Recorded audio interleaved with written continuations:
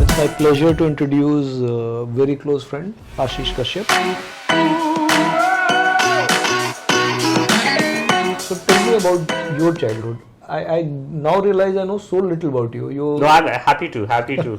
So look, I mean, I come from a typical Indian middle class background.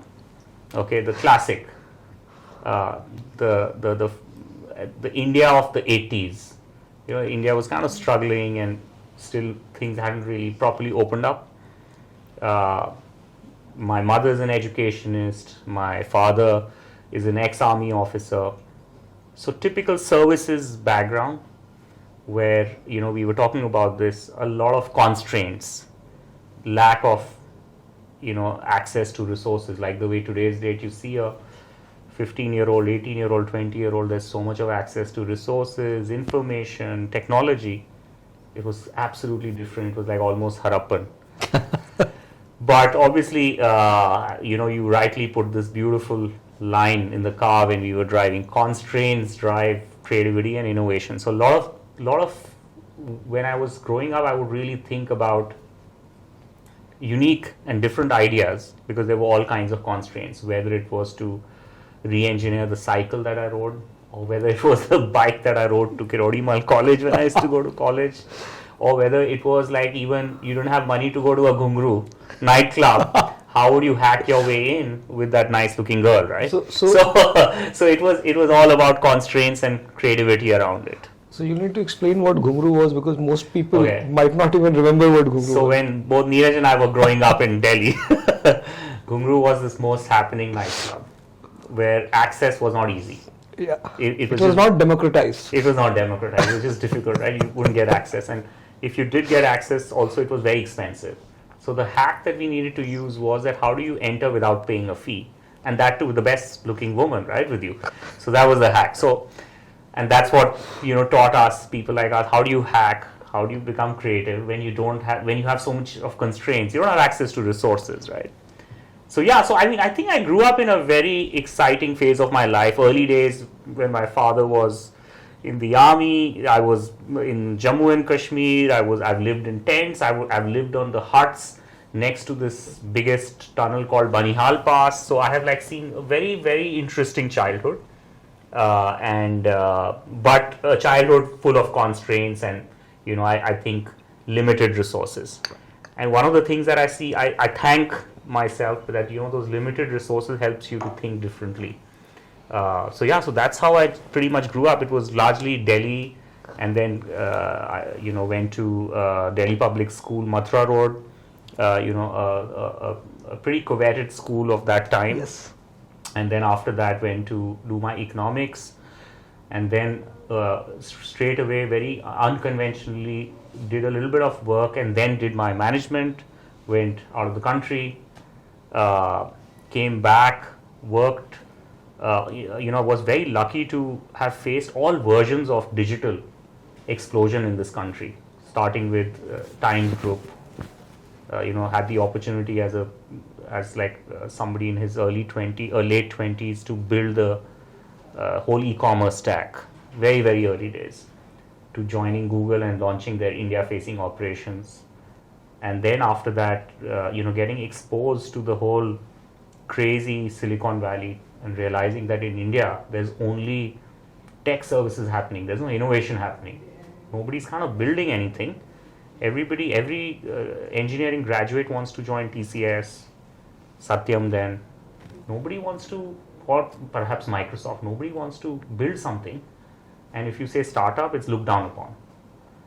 And I said, and when I would go to Mountain View during my Google stint, I realized everybody wants to build, right? Every 28-year-old, 30-year-old, 25-year-old wants to build something, change the world. And that's where I decided to, build Ibibo back in 2007. And I left a very, very exciting job to say, this is the time to build. This is not the time to work for an American company. This is the time to make in India. All these businesses, applications happen because of pain areas, just significant pain areas. So whatever, I mean, I think what I enjoy right from the beginning of when I was growing up, why can't this cycle have better RPM? How do we solve it? Or why can't we solve a more reliable booking experience on travel? Or why can't we enable Indians to easily open their US stocks account, buy Google, Facebook, and easily send their money to their US wallet? Why aren't we being able to do these? So a lot of these come from fundamental, personal, selfish pain areas, because I, as a normal human being, wanted to achieve these, and so would many people want to achieve the same. And that's how the whole thing evolved. And today, of course, in Money Story, Neeraj, I think you know better than me. You're almost living it with us. But yeah, I mean, that's how this whole life kind of evolved.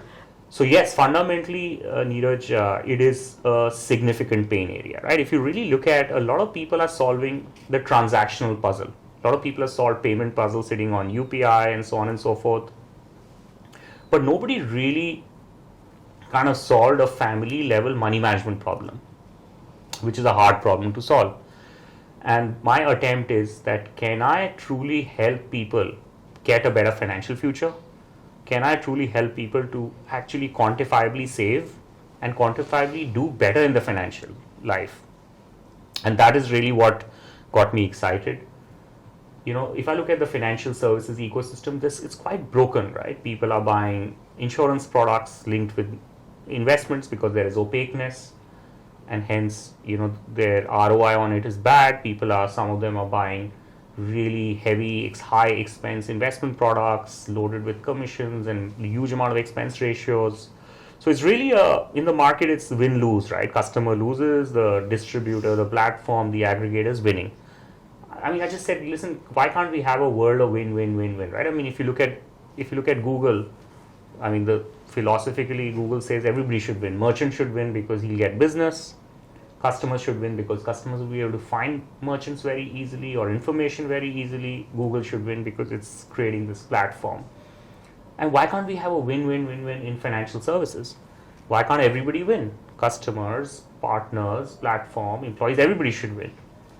And I think with that thought process, that listen, consumers' financial life is broken, fragmented. His or her insurance is somewhere else, his banking is somewhere else, his investments is somewhere else, expenses is somewhere else. Bring it all together.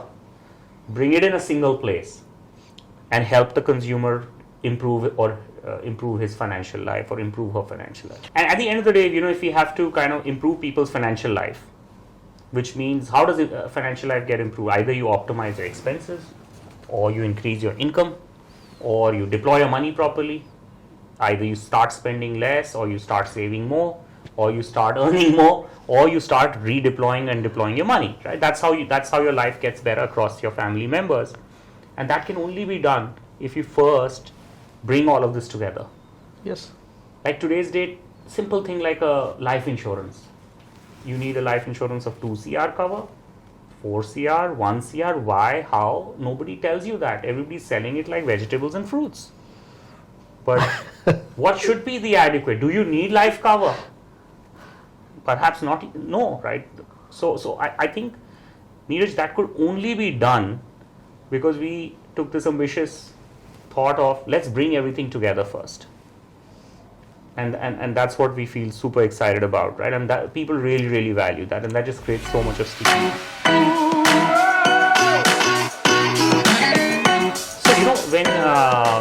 So if you look at my last brands, they were like Go Ibibo, InGo Ibibo. There was something called RYDE. So lots of these little different brands in my last business.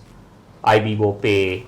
So I just felt that, obviously the last brand were very quirky names, and of course, but we also found the brand building harder, honestly, because while the name is quirky, but for people to remember the spellings, etc., and type it, and it was at times they would make mistakes, and it was harder.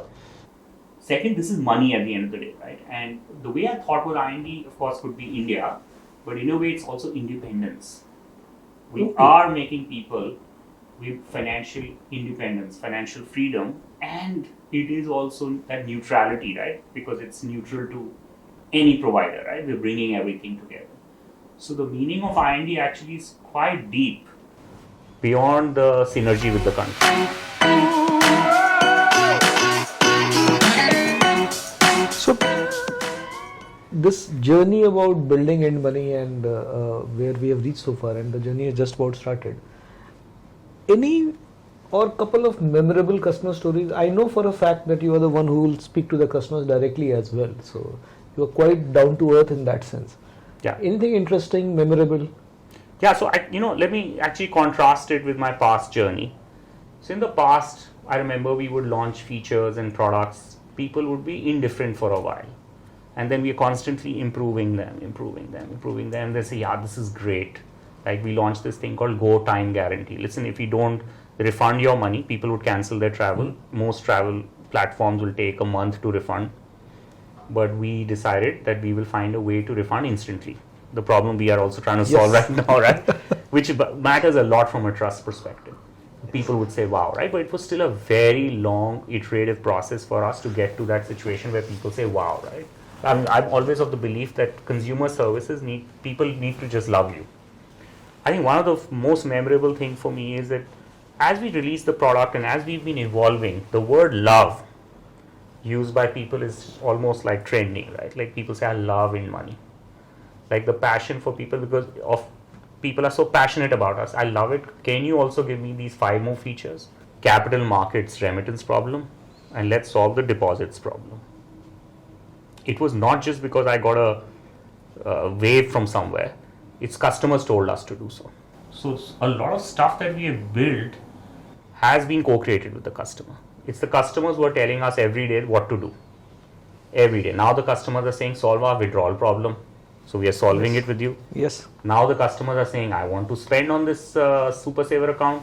So we are solving that. Now the customers are also saying, oh, I want some merchant offers and I want X and Y. So customers are telling us. We obviously don't listen to them blindly. We are evaluating. We say, is this a big need? Is this a game changer? And then, we want to execute it and build it. So let's do a quick rapid fire question, right? Tell me, so if you have to invite 2 famous people for lunch, who would they be? I think I would love to, Steve Jobs is not there anymore. Personally, I really idolize him for his really amazing sensibility of building the best consumer experience products and complex products. Look at the user experience of iPhone, for example, and constantly innovating. And then, of course, Elon Musk, right, for the ambition, pure ambition. Would a 12-year-old Ashish think you're cool? Yes. Name a book or movie you'd recommend. Mission Impossible. Nice. Which one? The last one, the Ghost Protocol. Nice. What kind of a boss are you? Demanding. How many hours do you work in a day? Scratch that. You might give complex to many young people. What's a quality you look for in people? Energy. Nice. What's your key strength? Curious. What would your autobiography be called? Yeah, the real story. It'll be the real story. Whatever we see right now is optics. I want to really sketch the real story of how a lot of us companies get built and what really happens. I don't think people have any clue. If you have the real story. If you have to bet on the latest trend, which one would be? Would it be crypto? Would it be... Yeah, I think, I am very bullish about decentralized frameworks and blockchain. I love the way you have not used the right word, but perfect. We have loved having you here, Ashish. Thank you. I think the entire conversation has been in parts enlightening and superbly enriching. So thank you for being here, Ashish. It has been an absolute pleasure. Thank you very much.